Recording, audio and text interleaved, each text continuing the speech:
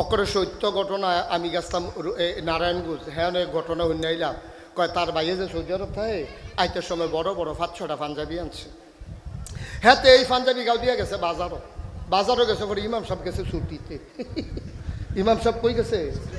তো হগলে যখন আসরের আজান দিছে, ইমাম সাহেব তো নাই ছুটিতে, মুয়াজ্জিন ওই কোনো মতে আজানটা শিখছে, এবারে অন্যতন পারে না, এবারে নামাজ টামাজ পারে না।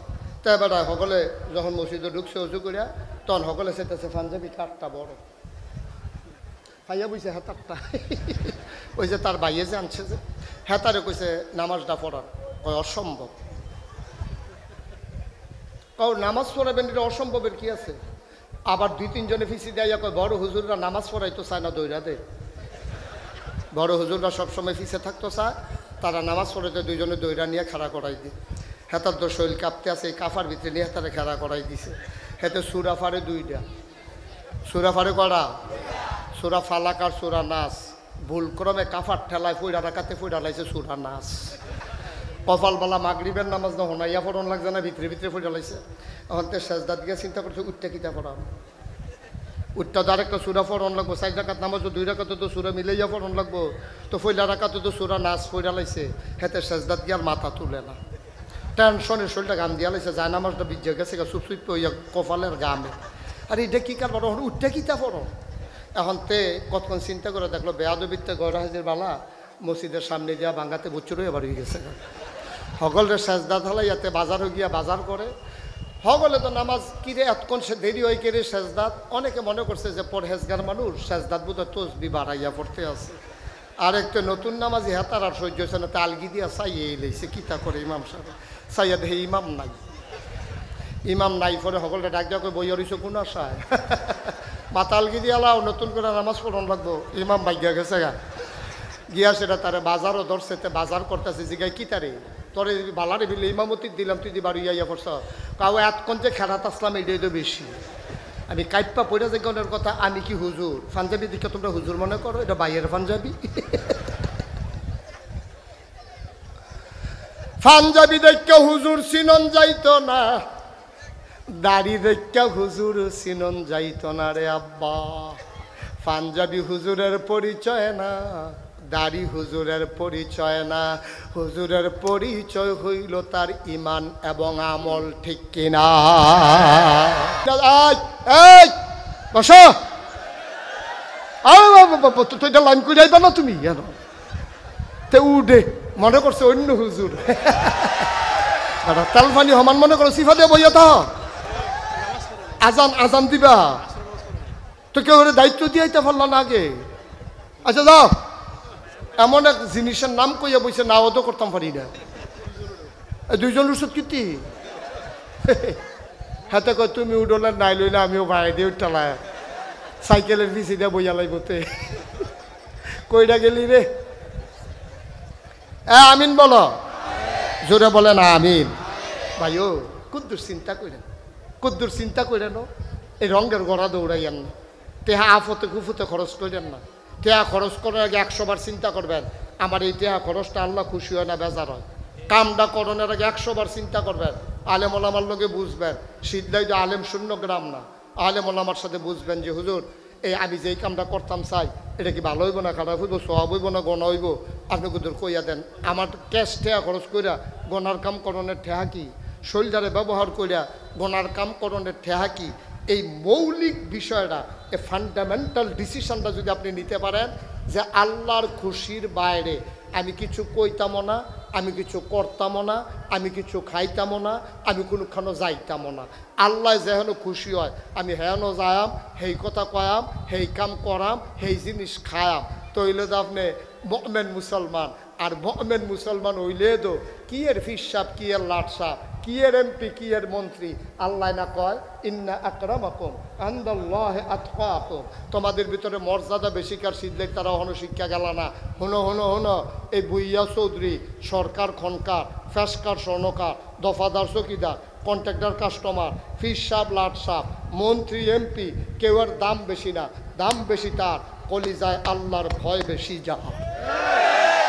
আর ওই ইমান অনুযায়ী এবারে আমল করছে নি তৈল হইল বড় হুজুর। সুন্দর সুন্দর কথা তো বানায় কখন যায়, আমি 2 ঘন্টা 1 ঘন্টার লাগে আপনারা এখন আইছি, আমি কত মজার মজার সুন্দর সুন্দর কথা কইতাম পারাম, আমি ফার্স্ট লাইনটা খেত চইলে না বুঝবেন আমি মানুষ কীরকম, ঠিক কিনা কন? মানুষ চিনা যায় টেহা হাওলাত দিলে, মানুষ চিনা যায় ফার্স্ট লাইনটা খেত চইলে। হাতে আমি এত রইতে পারে, অসুবিধা কি? হাতে রিক্সা চালায়, সমস্যা কি? হাতে অটো চালায়, সমস্যা কি? আপনি বইয়া বইয়া রয়েছে আর হাতে গিয়ে রিক্সা চালায়, হেতার দাম আল্লাহর কাছে বাইরে রয়েছে, আপনি বুইয়া রয়েছেন নুইয়া। আপনার বুইয়া কেউ হুচ্চাও খায় না, আপনার বুইয়া দিয়ে। বুইয়ার দাম তখন যখন এই বুইয়া কোরআন সুন্নাহ মতে তার জীবন চালায়, ঠিক কিনা কও?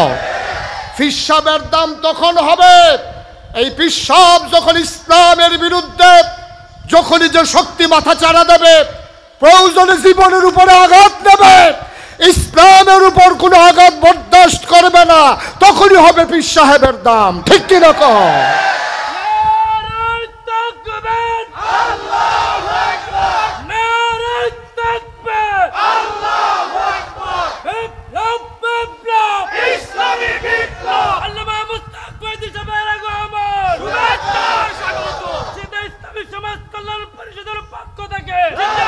সবাই পড়েন আমিন। দাম হইব তার কাম দিয়া না, ঠিক নিও? দাম কি দাড়ি দিয়া? দাম কি টুপি দিয়া? দাম কি পাঞ্জাবি দিয়া? তো হাতে ভাইয়ের পাঞ্জাবি গাও দিয়েছে, তো ইমামতি পারে না। ও মুসলমান, মন দিয়ে শুনো রে ভাই, কোনদিন যদি মুশতাক ফয়েজি আর না আসে, কোনদিন যদি মুশতাক ফয়েজি তোমাদেরকে না ডাকে, আমি দূরের কোনো বক্তা না, আমি ঢাকাইয়া সিটাগাঙ্গা হুজুর না, আমরা বাড়ি নাগাইশ, তোমরা বাড়ি শীতলাই, মাইট বরাবর কোনায় 4টা গেলে বেশি টাইম লাগে না। আমার চাচা শহীদুল্লাহ ফারুকি কত কোনায় 4টা আর গেছে, ওখানে আমরা রাস্তা দিয়া ঘুরাই। আমার দাদা স্কুল শেষ কইরা আব্দুল জাব্বার হুজুরের বাইতাইতো, এবারায় ফুটবল ফিরা চাইয়া থাকতো। আমার দাদায় কোনায় 4টায় দেওয়ার পরে 8টা তারা সোনাকান্দা যাইতো। এটা কোনো দূরের মানুষ না, তোমরা আমার জানাজার মানুষ, আমি তোমরার জানাজার মানুষ।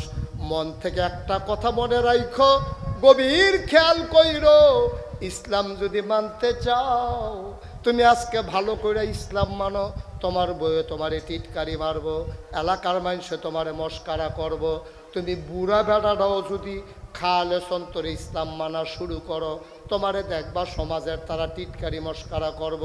তোমার মনে করো দাড়ি নাই, আজ তুমি দাড়ি দিয়ে রাখছো, কালকা দেখবা তোমার বউ বিরুদ্ধে কয় তুমি দাড়ি রাখছো, 5 ওয়াক্ত নামাজ পড়ো, তুমি পাঞ্জাবি গাও দিয়া মসজিদে যাও, তোমার শালিয়ে ফোন দিয়া তোমার বউয়ের জিজ্ঞাসা আফা দুলাভাইকো, তোর দুলাভাই কে আছে?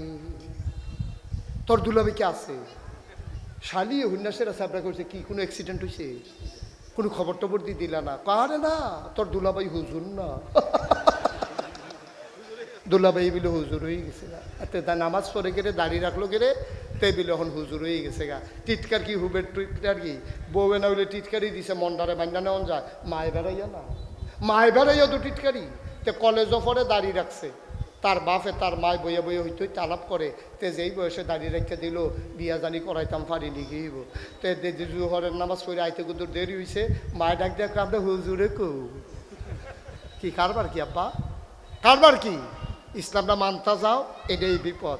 এই জন্য ১৫০০ বছর আগে যেই মক্কায় নবী জন্মগ্রহণ করলো, খুব খেয়াল করে, জন্ম মক্কায়, শৈশব মক্কায়, কৈশোর মক্কায়, তারুণ্য মক্কায়, যৌবন মক্কায়, বিয়া করছে মক্কায়, ভাইয়া বিয়ে দিছে মক্কায়, নিজের বাড়ি মক্কায়, হৌর বাড়ি মক্কায়, বেয়ার বাড়ি মক্কায়, ব্যবসা করছে মক্কায়, লেনদেন করছে মক্কায়, মানুষের সাহায্য করছে মক্কায়, থাকতে পারলেন না মক্কায়, চলে যাওয়া লাগলো মদিনায়, ঠিক কিনা কও? কেন অন্যায়টা কিতা? নবীজির অন্যায়টা কিতা? নবীজির কথার নমুনা খারাপ, আরে কথা কন না, নবীজির ব্যবহার খারাপ, নবীজির লেনদেন খারাপ, নবীজি কি টেহা মাইরা দিছে কেউ? লাইল ঠেলতে ঠেলতে আরেকবার ক্ষেত্র ঢুকে গেছে গা। তাইলে নবীজি মক্কা থেকে মদিনা যাওয়ান লাগলো কে রে? অন্যায়টা কিতা নবীজির? অপরাধরা কি? কই নাগাইশের কেউ যদি ইসলাম মানার কারণে শীতলাই যাওয়ান লাগে না, শীতলাইয়ের কেউ যদি ইসলাম মানার কারণে নাগাইশ যাওয়ান লাগে না, আর নবীজি পুরো দেশ ছেড়ে মক্কা ছেড়ে মদিনা যে যাওয়ান লাগছে, তাইলে বুঝা গেল নবীরটা আমরা বালা নাকি আমরাতে নবী বালা? তা আমরা তো নবীবালা এই নবী দেশ সারণ লাগলো গে রে, কারণটা কিটা একবার দিয়ে চিন্তা করতেন মনটায় কয় না? অন্যায়টা কি আছিল নবীজির? একটাই অন্যায়, নবীজি এক আল্লাহর উপর ঈমান এনেছে। ওয়ামা নাকামু মিনহুম ইল্লা আইয়ুমিনু বিল্লাহিল আজিজিল হামিদ, ওই মহাপরাক্রমশালী এক আল্লাহর উপর ঈমান এনেছে, এছাড়া আমার নবীর কোনো অন্যায় ছিল না। ঠিক কি রকম?